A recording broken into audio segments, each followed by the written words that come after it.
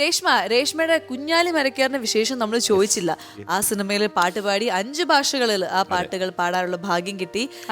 എങ്ങനെ ഉണ്ടായിരുന്നു? ഇതിന്റെ പിന്നിലും കുറെ രസകരമായ സംഭവങ്ങൾ നടന്നിട്ടുണ്ടായിരുന്നു.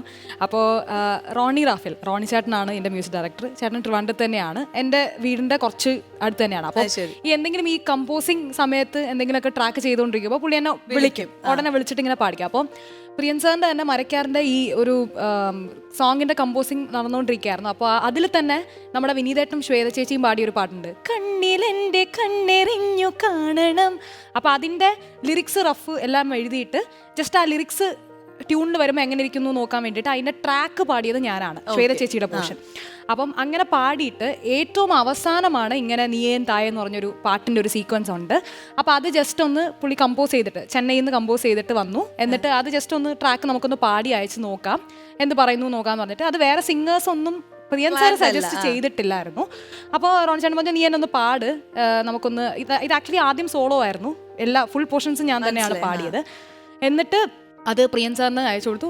പ്രിയൻ സാർ കേട്ടു, സിംഗർ ഇത് തന്നെ മതിയെന്ന് ഫൈനലൈസ് ചെയ്തു. പിന്നെ കൂടെ മലയാളത്തിൽ ഹരിശങ്കറും പിന്നെ ബാക്കി എല്ലാ ലാംഗ്വേജിലും ശ്രീകാന്ത് ആണ്. ബാക്കി എല്ലാ ലാംഗ്വേജിലും രേഷ്മ തന്നെ വേണമെന്ന് പ്രിയൻ സാർ. അതിലും വേറെ ട്വിസ്റ്റ് ഉണ്ട്, കാരണം ഇതിന്റെ അകത്ത് ഒരുപാട് സ്വരം പോർഷൻസ് ഉണ്ട്. അപ്പോൾ വേറെ സിംഗറിനെ വെക്കുകയാണെന്നുണ്ടെങ്കിൽ ആ സ്വരം പോർഷൻസ് എല്ലാം കോറസ് പാടിയത് ഞാനാണ്, എന്റെയാണ് മെയിൻ വോയിസ് കിടക്കുന്നത്. അപ്പോൾ വേറൊരു സിംഗറിനെ വിളിച്ചു കഴിഞ്ഞാൽ അത് ഫുൾ മാറ്റി പാടേണ്ടി വരും. അത് വേറൊരു കാര്യം. മൊത്തത്തിൽ ഭാഗ്യം നിറഞ്ഞു നിൽക്കുകയാണ് രേഷ്മയ്ക്ക്. ഇനി നിങ്ങൾക്ക് വേണ്ടിയുള്ള ഒരു പെട്ടെന്നൊരു റാപ്പിഡ് ഫയർ ക്വസ്റ്റ്യൻ സെക്ഷൻ. നിങ്ങളുടെ മനസ്സിലുള്ള സത്യസന്ധമായിട്ടുള്ള ആൻസർ വേണം നിങ്ങൾ പറയാൻ. ഓക്കെ, ആദ്യം നമുക്ക് രേഷ്മയിൽ തന്നെ തുടങ്ങാം. പാവം വേണ്ട. മറ്റുള്ളവർ നിങ്ങളിൽ ഇഷ്ടപ്പെടാത്ത ഒരു കാര്യം? ഞാൻ ഭയങ്കര സ്ട്രേറ്റ് ഫോർവേഡ് ആണ്, ലൈക്ക് ഉള്ളതുപോലെ പറയുന്ന. ആൻഡ് ഈ മറ്റേ ഈ ഡ്രാമ കളിക്കൽ അങ്ങനത്തെ പരിപാടികളൊന്നും ഒരു റിയാലിറ്റി ഷോയിൽ പോയിട്ട് എനിക്ക് പണി കിട്ടിയതാണ്. കാരണം ഇനി പുരുഷന്മാരിൽ നിങ്ങൾ ആദ്യം ശ്രദ്ധിക്കുന്ന കാര്യം? Clean hands, eyes. ഓക്കെ. ഇനി സ്വയം മാറ്റണമെന്ന് ആഗ്രഹിക്കുന്ന ഒരു കാര്യം? കുറച്ചുകൂടെ ഇരുന്ന് പ്രാക്ടീസ് ചെയ്താൽ കൊള്ളാമെന്നുണ്ട്. പ്രാക്ടീസ് കുറച്ചുകൂടെ നന്നാക്കാനുണ്ട്. ഇനി നിങ്ങളൊരു ജേർണലിസ്റ്റ് ആണെങ്കിൽ താഴെ പറയുന്ന സെലിബ്രിറ്റീസിനോട് നിങ്ങൾ ചോദിക്കാൻ ആഗ്രഹിക്കുന്ന ചോദ്യങ്ങൾ എന്തായിരിക്കും? Okay, first Prithviraj. Multiple roles, how is he handling? Like family life ഉണ്ട്, വർക്ക് ലൈഫ് ഉണ്ട്, ആക്ടറാണ്, പ്രൊഡ്യൂസറാണ്, ഡയറക്ടറാണ്. How is he handling? Okay. DQ, Dulquer Salmaan. How is he so stylish and glamorous like all the time? വെറുതെ ഒരു എയർപോർട്ടിൽ നടന്നു പോയാൽ തന്നെ നമ്മുടെയൊക്കെ മറ്റേ എയർപോർട്ട് ലുക്സ് ഒക്കെ ഇങ്ങനെ പുള്ളി. ഓക്കെ. ഇനി മഞ്ജു വാര്യർ. എങ്ങനെയാണ് ഡാൻസിനോട് ഇത്രയും ഫോക്കസ്ഡ് ആയിട്ട് ഇത്രയും വർഷങ്ങളായിട്ട്, how is she so consistent and dedicated to that art form? Okay. Nayanthara. How is she ruling the South Indian industry, man? She's so good. അതെ, അതിനൊരു പ്രത്യേക സീക്രട്ട് ഉണ്ട്. പക്ഷെ എന്തോ ഒരു സീക്രട്ട് ഉണ്ട്. ഇനി നാളെ ലോകം അവസാനിക്കുന്നു എന്ന് കരുതുക, അവസാനമായി പാടാൻ ആഗ്രഹിക്കുന്ന ഒരു പാട്ട്? ഒരു പാട്ടൊക്കെ ചോദിച്ചു കഴിഞ്ഞാൽ കുറച്ച് ബുദ്ധിമുട്ടാണ്. ലോകം അവസാനിക്കുമ്പോ ഒരു പാട്ടെങ്കിലും പാടൂ. ഞാൻ എന്റെ പാട്ട് തന്നെ പാടും. തായെന്ന് പാടി അങ്ങനെ ഇരിക്കും. ഇനി പ്രസിഡന്റ് ഓഫ് ഇന്ത്യ? എനിക്ക് തോന്നി ഇങ്ങനെ പറഞ്ഞോ, Ramnath Kovind. I thought that name. പിന്നെ അല്ലല്ല, I thought that name. ഇനി പറഞ്ഞിട്ട് വേറെ വല്ലതും ആയി പോയാൽ. ശരി. ഇനി അനുപേട്ടോട് ചോദ്യമാണ്, സ്വന്തം പേര് ചേഞ്ച് ചെയ്യാൻ ഒരു അവസരം കിട്ടിയാൽ എന്ത് പേര് ചൂസ് ചെയ്യും? SP ബാലസുബ്രഹ്മണ്യം. അടിപൊളി. ഇനി സ്നേഹം തോന്നുമ്പോൾ ഭാര്യയെ വിളിക്കുന്ന പേര്? വിജി തന്നെയാണ്. വിജി മോളെ. Yes or no? ഓക്കെ. മറ്റുള്ളവർ നിങ്ങളെ കുറിച്ച് കുറ്റം പറയുന്നത് കേട്ടിട്ടുണ്ടോ? ഒരുപാട്. യെസ്. പഠിപ്പിച്ച ടീച്ചറിനോട് ഒരു ക്രഷ് തോന്നിയിട്ടുണ്ടോ? ഇല്ല, ബിക്കോസ് ആരും വന്നിട്ടില്ല. വരാത്തോണ്ടാണ്. ട്രാഫിക് റൂൾസ് തെറ്റിച്ചിട്ടുണ്ടോ? ഞാൻ വണ്ടി ഓടിക്കാറില്ല, അതുകൊണ്ട് ഞങ്ങൾ തെറ്റിക്കാറില്ല. ലൈഫ് പാർട്ട്ണറിന്റെ ഫോൺ അവരുടെ പെർമിഷൻ ഇല്ലാതെ ചെക്ക് ചെയ്തിട്ടുണ്ടോ? ഇല്ല. Most attractive person in your life എന്ന് തോന്നിയിട്ടുള്ള ആരെങ്കിലും ഉണ്ടോ? എന്റെ അട്രാക്റ്റീവ് പേഴ്സണിൽ I go by their personality and talent. അങ്ങനെ എനിക്ക് ഏറ്റവും കൂടുതൽ ക്രഷ് തോന്നിയിട്ടുള്ളതും ഏറ്റവും റെസ്പെക്ട് തോന്നിയിട്ടുള്ളതും എല്ലാം വിദ്യാബാലൻ. ഇനി നിങ്ങളുടെ ഓട്ടോബയോഗ്രഫി ഉണ്ടാവുകയാണെങ്കിൽ അതിന് എന്ത് പേരായിരിക്കും കൊടുക്കുക? മക്കളെ നല്ലത് മാത്രം എടുത്ത് കളഞ്ഞു. അപ്പൊ ഇതൊക്കെയാണ് നമ്മുടെ കലാപരിപാടികളെല്ലാം അവസാനിച്ചിരിക്കുകയാണ്. Thank you so much. അങ്ങനെ നിങ്ങൾ സമാധാനമായിട്ട് പോകുന്നതിന് മുമ്പ് ഞാൻ ഒരു സമ്മാനം കൂടി നിങ്ങൾക്ക് രണ്ടുപേർക്കും കൂടി തരാം.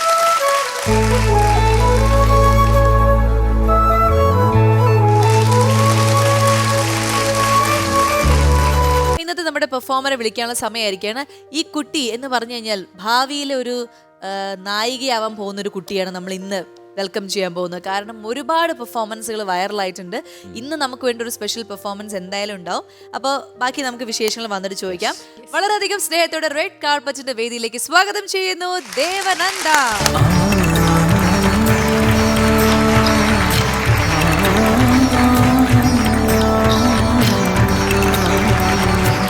ദേവനന്ദ, എന്തുണ്ട് വിശേഷങ്ങൾ? പറയൂ. സുഖമായിട്ടിരിക്കുന്നു. ഇപ്പൊ പണ്ടത്തെ ദേവനന്ദ അല്ല, ഭയങ്കര വലിയ സെലിബ്രിറ്റിയാണ്. കേരളത്തിൽ എനിക്ക് തോന്നുന്നു അറിയാത്തവരാരും ഉണ്ടാവില്ല അല്ലേ? അങ്ങനെയൊന്നുമില്ല. എല്ലാവരും പറയുന്നത് എന്താ, പഴയ ശാരദാമ്മയെ ഓർമ്മ വരുന്നു ദേവനന്ദയുടെ പെർഫോമൻസ് കാണുമ്പോൾ എന്നൊക്കെയാണ് ഞാൻ വായിച്ച കമന്റ്സിലൊക്കെ കണ്ടത്. ശരിക്കും അതൊരു ഭയങ്കര അനുഗ്രഹമാണല്ലോ, ഇത്ര ചെറുപ്പത്തിൽ തന്നെ അത്രയും വലിയൊരു ലെജൻഡ് ആക്ട്രസിനെ കുറിച്ചിട്ട് കമ്പയർ ചെയ്യാന്ന് പറയുന്നത് തന്നെ.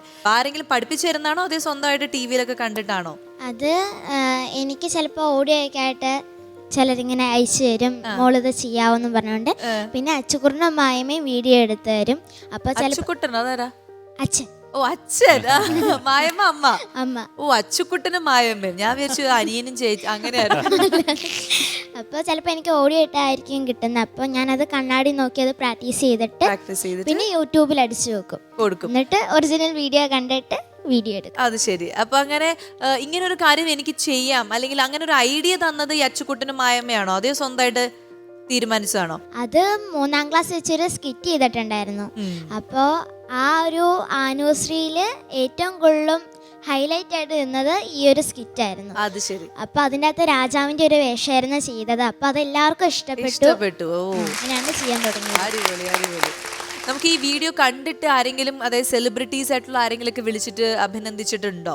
സെലിബ്രിറ്റികൾ ഒരുപാട് പേരെ വിളിച്ച് അഭിനന്ദനങ്ങൾ അറിയിച്ചിട്ടുണ്ട്. KP സൽദാമയുടെ വീഡിയോ ചെയ്തപ്പോൾ KP സൽദാമ വിളിച്ച് അഭിനന്ദനങ്ങൾ അറിയിച്ചു. പിന്നെ നാദിർഷ അങ്കിള്, പിന്നെ നവ്യ ആൻറ്റി, പിന്നെ നമ്മുടെ വിനോദ് കോവൂർ അങ്കിൾ, സ്നേഹ ആൻറ്റി, ലക്ഷ്മി ആൻറ്റി, ഒരുപാട്. മഞ്ജു ആൻറ്റി വിളിച്ചില്ല. ലാലങ്ങളും മഞ്ജു ആൻറ്റിയുടെയും കൂടെ അഭിനയിക്കണമെന്നും അവരോടെ സെൽഫി എടുക്കണമെന്നൊക്കെയാണ് എൻ്റെ ഏറ്റവും വലിയ ആഗ്രഹം. ഒപ്പം ചേച്ചീനെ എനിക്ക് ഒരുപാട് ഇഷ്ടമാണ്. ചേച്ചി എൻ്റെ ബിഗ് ഫാനാണ്.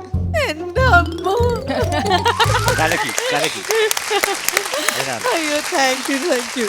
ഈ ലളിതാമ്മ എന്ത് പറഞ്ഞു ഇത് കണ്ടിട്ട്? എന്താണ് ലളിതാമ്മ വിളിച്ചിട്ട് പറഞ്ഞത്? ലളിതാമ്മ കണ്ടു കഴിഞ്ഞപ്പോൾ ഒരുപാട് സന്തോഷമുണ്ട്. മോൾ ഇനിയും വീഡിയോ ചെയ്യണം, ഒരുപാട് നല്ല നല്ല അവസരങ്ങൾ കിട്ടും, എന്തായാലും നമുക്ക് രണ്ടുപേർക്കും ഒരു സിനിമയിൽ അഭിനയിക്കാന്നൊക്കെ പറഞ്ഞു. അടിപൊളി. എന്തായാലും ആ വാക്കുകൾ എന്നും മനസ്സിൽ സൂക്ഷിക്കുക. ലളിതാമ്മയെ പോലുള്ള ആൾക്കാർ നമ്മളെ വിളിച്ച് അഭിനന്ദിക്കുക എന്ന് പറയുന്നത് അതൊരു അവാർഡിന് തുല്യമാണ്.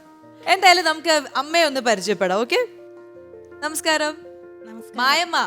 അപ്പൊ മോള് മായമ്മ എന്നാണ് വിളിക്കുന്നത്. ശരിക്കും പേര് മായ എന്നാണ്. അപ്പൊ പറയൂ, ഈ ദേവനന്ദയുടെ ഈ അഭിനയം അല്ലെങ്കിൽ ഇങ്ങനെ ഒരു ടാലന്റ് കണ്ടുപിടിച്ചത് അച്ഛനാണോ അമ്മയാണോ ആരാണ്? അത് കുഞ്ഞു പറഞ്ഞല്ലേ, 3ാം ക്ലാസ്സിൽ വെച്ച അവിടെ ക്ലാസ്സിലെ സിസ്റ്ററാണ്, സൗമ്യ സിസ്റ്റർ എന്ന് പറഞ്ഞ സിസ്റ്ററാണ്. നമുക്ക് കുഞ്ഞിനെ ഞങ്ങൾ 3.5 വയസ്സുള്ളപ്പോൾ മുതൽ ഡാൻസിന് വിട്ടതാണ്. അപ്പോൾ 3ാം ക്ലാസ്സിലായപ്പോൾ സിസ്റ്റർ എന്നോട് ചോദിച്ചു, ഒരു ഡാൻസ് ഒഴിവാക്കിക്കൊണ്ട് കുഞ്ഞിനെ ഒരു സ്കിറ്റ് കയറ്റിക്കോട്ടെ, ഡാൻസൊക്കെ അറിയാവുന്നതുകൊണ്ട് ചിലപ്പോൾ പാവങ്ങളൊക്കെ വരുമായിരിക്കും, വേറെ കുട്ടികൾ ശരിയായില്ല എന്ന് പറഞ്ഞു. അപ്പം കയറ്റിക്ക് കുഴപ്പമില്ല, നമുക്ക് കുഴപ്പമില്ല, ചെയ്യുമെങ്കിൽ ആയിക്കോട്ടെ. ഇവള് വീട്ടിൽ പ്രാക്ടീസ് ചെയ്യുന്നില്ലായിരുന്നു, ഞങ്ങളെ കാണിക്കുന്നില്ലായിരുന്നു. പിന്നെ ഞങ്ങൾ സ്റ്റേജിൽ ചെന്നപ്പോൾ കണ്ടപ്പം ഇഷ്ടപ്പെട്ടു. രാജാവായിട്ട് ശരിക്കും ഭയങ്കര നല്ല. അപ്പം എൻ്റെ കൊച്ചിന് ഇത്ര ഇതുപോലെ ഒരു കഴിവുണ്ടോയെന്ന് ഞങ്ങൾക്ക് തന്നെ തോന്നി. അടിപൊളി. അപ്പൊ ഇപ്പൊ എന്തായാലും ദേവനന്ദ ഒരു കുഞ്ഞ് സെലിബ്രിറ്റി, ഒരു സ്റ്റാർ ആയിട്ട് ഇങ്ങനെ നിൽക്കുകയാണ് നമ്മുടെ എല്ലാവരുടെ മുന്നിൽ. ഇന്നത്തെ ഒരു പെർഫോമൻസ് നമുക്ക് കണ്ടു കളയാം. ഓക്കെ, എന്താ ഞങ്ങൾക്ക് വേണ്ടി ഇന്ന് ചെയ്യാൻ പോകുന്നത്? ഇന്ന് നന്ദനത്തിലെ നവ്യ ചേച്ചി. ഓക്കെ, അപ്പോൾ all the best. Thank you.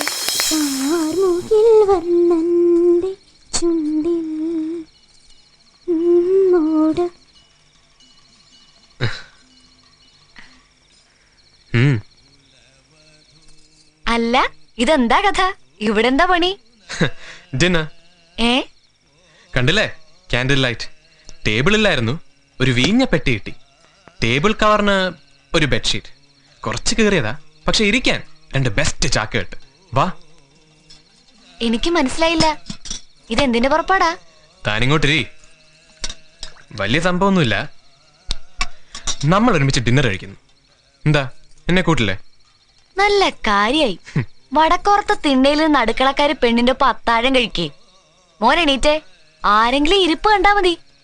എന്നും ഒറ്റയ്ക്കിരുന്നല്ലേ കഴിക്കുന്നത്. ഇന്ന് ഞാൻ കമ്പനി തരാം. ഒരു ദിവസം പിന്നെ ഞാൻ തനിച്ചല്ലേ? അല്ല, ഈ ജീവിതം മുഴുവൻ ഞാനുണ്ടാവും തൻ്റെ കൂടെ. ഓ, കേൾക്കുമ്പോ എന്ത് സുഖമുണ്ടെന്നറിയോ?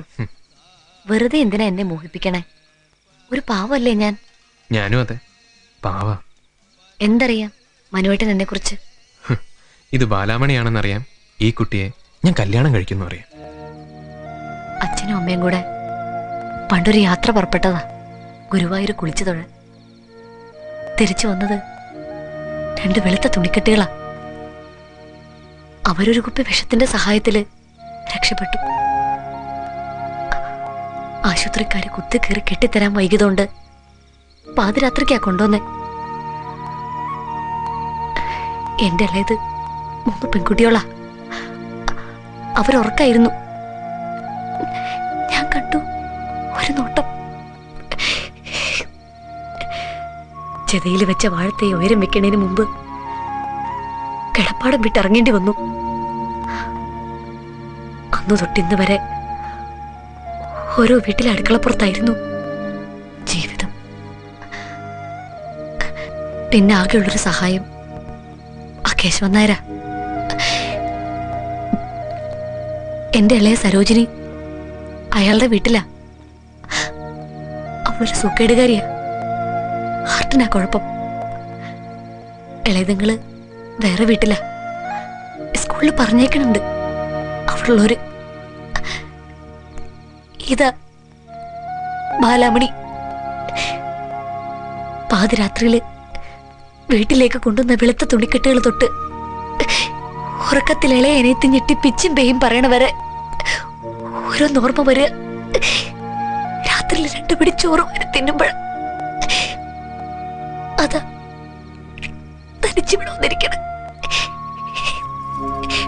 ആരെങ്കിലും കണ്ടാ പിന്നെ ചോദ്യായി പറച്ചിലായി.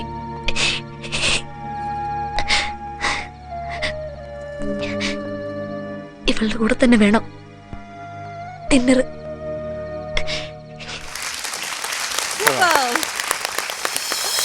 ഉണ്ണിത്താന്റെ മുന്നിൽ ചെന്നു മല്ലയ്യ കർണാടകയിൽ എന്തോ മന്ത്രം ചൊല്ലിയതും ഉണ്ണിത്താൻ ചാടി എണീറ്റെന്നൊക്കെ കേട്ടെ. ചാടി എഴുന്നേറ്റ് പഞ്ചായത്ത് ഗ്രൗണ്ട് വഴി 2 റൗണ്ട് ഓടി. ഒന്ന് പോടോ. കൂടി വന്നാൽ മല്ലയ്യ ദശമൂലം ദാമൂന്ന് പറഞ്ഞു കാണും. ഉണ്ണിത്താൻ അത് കേട്ടൊന്ന് ഞെട്ടിയും കാണും. ഇപ്പൊ അതൊന്നുമല്ല പ്രശ്നം. ഡോക്ടർ ലക്ഷ്മിയെ കാട്ടാപ്പിള്ളി കെട്ടു, അവ മല്ലയ്യ കെട്ടുവന്നാ. പെണ്ണിന് വേണ്ടിയുള്ള യുദ്ധം ചരിത്രാതീത കാലം മുതലേ തുടങ്ങിയതാ. പണ്ട് അമേരിക്കയിൽ എന്താണ് സംഭവിച്ചത്? ഈ നായിന്റെ മോനെ ഇനി ഞാൻ കൊന്നു കളയും. നീ എന്ത് പറഞ്ഞാലും എന്തിനാണ് അമേരിക്ക പോകുന്നത്? ഇവിടെ അത് പോട്ടടാ ദാമു. അല്ല പിന്നെ ഇവനെന്താ സായിപ്പ് ഉണ്ടാക്കിയത്? വേലിൽ നീ വായനശാലയിൽ പുസ്തകം വായിച്ചോണ്ടിരുന്ന നിന്റെ കണ്ണി ഞാൻ കുത്തി പൊട്ടിക്കും. ഓ, എന്റെ കയ്യിൽ എസ് മോഡൽ കത്തിയില്ലാതായി പോയി. പാലിന്റെ പാത്രം ഒഴിഞ്ഞെങ്കിൽ തന്നോളൂ. ഓഹോ, നീ മല്ലയ്യയുടെ വീട്ടിൽ കയറി താമസിച്ചിട്ടും മല്ലയ്യയുടെ മനസ്സിൽ കയറി താമസിച്ചത് ആ ഡോക്ടർ പെണ്ണായി പോയല്ലോ ഗൗരി. ചില മുതലാളിമാരൊക്കെ അങ്ങനെയാ പരമുള്ളേ. വീട്ടിലൊരു സെറ്റപ്പ് ഉണ്ടെങ്കിലും കല്യാണം കഴിക്കുന്നത് വേറെ പെണ്ണിനെ ആയിരിക്കും. ഇഷ്ടപ്പെട്ടില്ലേ? പെട്ടില്ല. മാപ്പൊന്നും പറയണ്ട, പൊക്കോ. വൃത്തിയായിട്ടവനെ ഉമ്മ വെച്ച് കളിക്കുന്ന ചെവിയും കെട്ടൂടാ, കണ്ണും കണ്ടൂടാ. ശിവനെ, ഇത് യാത് ജില്ല. അവന് നിന്നെ വേണ്ട, പിന്നെ എന്തിനാ ഇങ്ങനെ പൂങ്കണ്ണിൽ ഒളിപ്പിക്കുന്നേ? അങ്ങനെ പറയല്ലേ, എനിക്ക് ശ്രീയേട്ടനെ വേണം. ഈ ജന്മം നടക്കില്ല.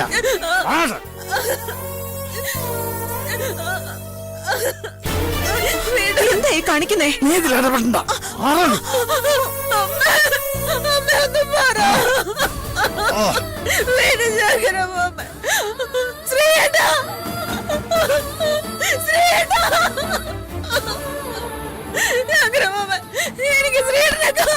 കൺമുന്നെ കണ്ടുപോലെ തന്നെ ഞാൻ എങ്ങോട്ട് പോവാനോ? എവിടെയെങ്കിലും പോയി തലേ. ശ്രീയേട്ടനോടൊന്നും പറ. കയ്യിലൊരു രൂപ പോലും ഇല്ലാതെ, വണ്ടിക്കാശ് പോലും ഇല്ലാതെ ഞാൻ വന്ന്. അത്രേ ഉള്ളോ? അതിന് നീ രാമനെ ബുദ്ധിമുട്ടിക്കണ്ട.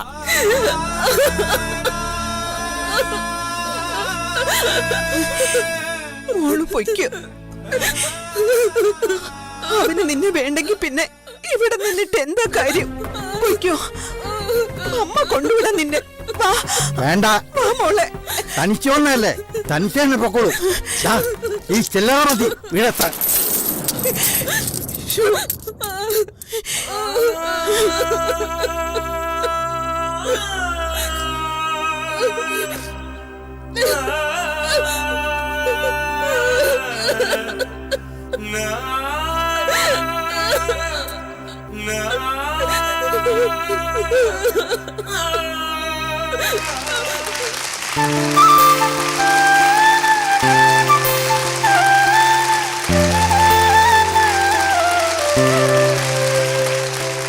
അയ്യോ, ശരിക്കും ഇതെനിക്ക് ഭയങ്കര സർപ്രൈസ് ആയി. കാരണം ഇന്ന് വരെ അങ്ങനെ സീരിയലിന്റെ ഒരു സംഭവം എടുത്തിട്ട് ആരും ചെയ്തിട്ടില്ല.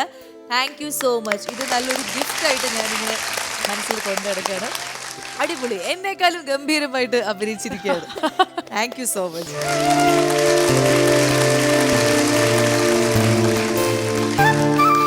പറയൂ, എന്താണ് നമ്മുടെ ദേവനന്ദയെ കുറിച്ച് പറയാനുള്ളത്? It's a wonderful artist. എന്താ, ഞങ്ങൾ പ്രത്യേകിച്ച് പറയേണ്ട കാര്യമില്ല. People have already seen it. വളരെ വെർസറ്റൈൽ ആയിട്ടുള്ള പെർഫോമറാണ്. ഒരുപാട് വലിയ വേദികൾ, വലിയ കഥാപാത്രങ്ങൾ മോളെ തേടിയെത്തട്ടെ എന്ന് പ്രാർത്ഥിക്കുന്നു. എല്ലാവരും രേഷ്മ പറയൂ. വളരെ ബ്രൈറ്റ് ആയിട്ടുള്ള ഒരു ഫ്യൂച്ചറുള്ള ഒരു കുട്ടിയാണ്. എനിക്ക് തോന്നുന്നു ഇപ്പോഴേ ഇപ്പോഴും 1-2 സിനിമകളിലൊക്കെ അഭിനയിച്ചു അല്ലേ? 4 ഫിലിം അഭിനയിച്ചു. 4 ഫിലിം അഭിനയിച്ചു. സൂപ്പർ. പിന്നെ JC ഡാനിയൽ അവാർഡ് സ്വന്തമാക്കിയിരിക്കുകയാണ്, മികച്ച ബാലതാരത്തിലുള്ളത്. വണ്ടർഫുൾ. അങ്ങനെ വളരെ മനോഹരമായിട്ട് ദേവനന്ദയുടെ ജേർണി ഇങ്ങനെ പോയിക്കൊണ്ടിരിക്കുകയാണ്. ഇനി ദേവനന്ദയ്ക്ക് എന്താണ് നമ്മുടെ പ്രേക്ഷകരോട് പറയാനുള്ളത്?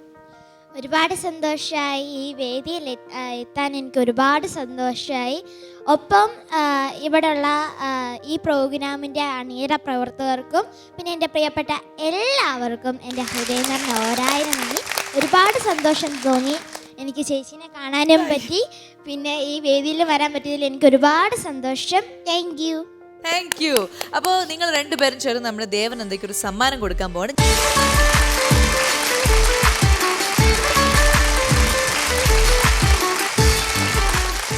അപ്പോൾ ദേവനന്ദ ഇവിടെ വന്ന് നമുക്ക് വേണ്ടി നല്ല ഗംഭീരമായ ഒരു പെർഫോമൻസ് കാഴ്ചവെച്ചിരിക്കുകയാണ്. ആൻഡ് നമുക്ക് അനൂപേട്ട, താങ്ക് യു സോ മച്ച്. ഇന്ന് നിങ്ങൾ രണ്ടുപേരുടെയും പ്രസൻസ് നമ്മുടെ ഷോയിനെ കുറെ കൂടി കളർഫുൾ ആക്കി. നല്ല നല്ല പാട്ടുകൾ കേട്ടു. ആൻഡ് അടുത്ത എപ്പിസോഡിൽ ദേവനന്ദയെ പോലെ തന്നെ ടാലന്റഡ് ആയിട്ടുള്ള ഒരുപാട് കുട്ടികളെ അല്ലെങ്കിൽ ഒരുപാട് സ്ത്രീകളെ നമുക്ക് ഈ വേദിയിൽ കാണണം. So keep watching us. Till then, take care and bye bye. This is Red Carpet.